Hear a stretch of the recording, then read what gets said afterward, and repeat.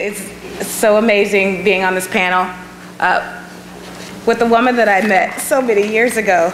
I was introduced to her by Eva Patterson, and she said, "You have to meet this wonderful woman. She's so amazing, and she's also raising a little girl." I met Maya, and my life changed.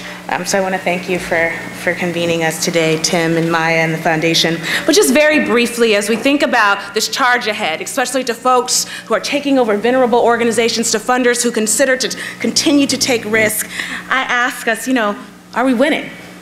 Are we winning when in fact, the answer depends on who you ask. But what I will ask you all is receiving a new grant proposal or releasing a new study or launching a new program, is that winning? But if you ask the mother of the dead child, and I have to go there in my 2 minutes, if you ask the mother of the dead child across counties throughout California, are we winning? Or the children? And for those of us who've worked again on the ground and in organizations at the grass tops, we answer these questions every day. Are we winning when the children who watch their mothers clean, literally, and I will be graphic, the blood of their fathers, of their sisters and their brothers off of doorsteps?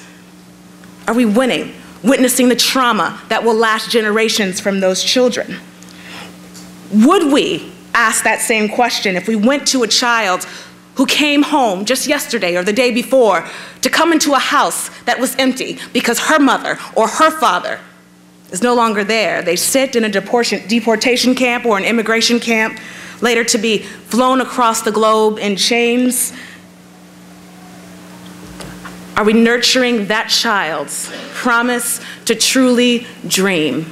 For the immigrant children, for the newcomer children in California, are they vested truly in the notion that there is a movement supporting them? Ask any fifth grader, any elementary school throughout the valley or in Sacramento or down in East LA. Do they understand that there is a movement supporting the plight of their dreams, of their aspirations, and of the future of their children? Are we winning?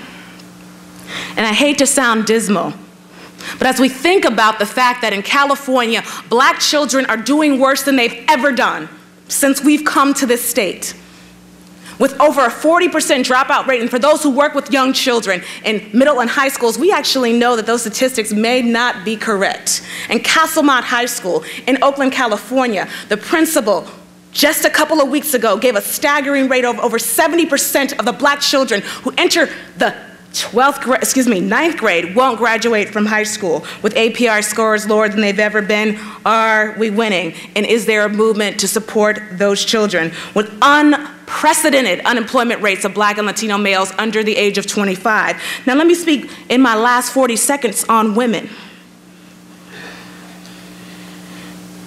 As we think about, and we sojourn back to Tim's talk, in California alone, over 7,000 women, majority again nonviolent, a majority who have children who are residing and dying in our foster care system. Are we winning? I believe that with creative work across sector, we don't have the opportunity or the resources anymore to say we work on behalf of X. We work only on behalf of children, the poor, LGBTQ folks. We only work on behalf of immigrant folks. As a community today, and you saw it here, we literally hold hands, understanding, working shoulder to shoulder, that for the plight of this nation, for the health of California, we are one voice. Because in any given family, and I'll speak for mine, my daughter is the product, not only of young parents who should have waited a couple years,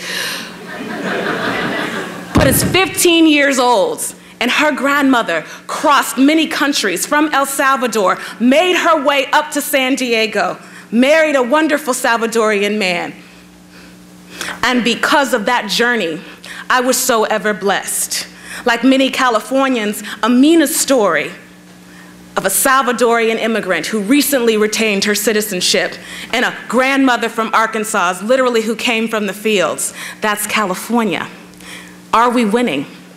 Are we winning when, again, our issues are so bifurcated that our nonprofit organizations have not figured out how to join hands and say, yes, we need Latinos on the bench. Absolutely, in 5 years, queer folks deserve to marry. They deserve to marry since the beginning of time. Are we winning when women and children in this state literally are having their child care subsidies yanked from their hands? And while that question and that answer, they're still up for debate, again, when the children tell us no, we have a lot of work to do. Our charge for today is to think about the intersectionality within all of our work, and to take the little morsels of resources that we have and fight harder, whether it be to the ballot box, or in the pulpits, or in front of the clinics, or outside the justices of the peace. This room is so powerful, and what lies next, in the next 25 years, be it resolved that freedom is truly coming.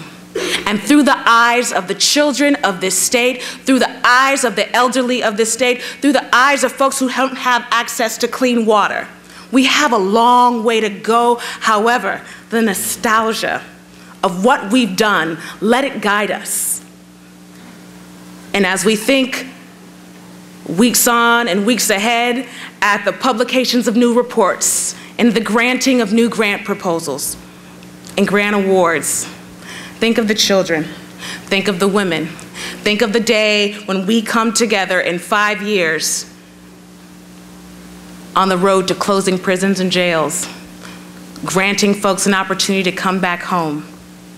Think of the day when philanthropy can say that we've actually joined hands with organizations who work alongside us in the quest for freedom, and we are winning. Children and the elderly and queer folks alike are on the same path, literally, to justice. Thank you so much. Thank you, the Rosenberg Foundation.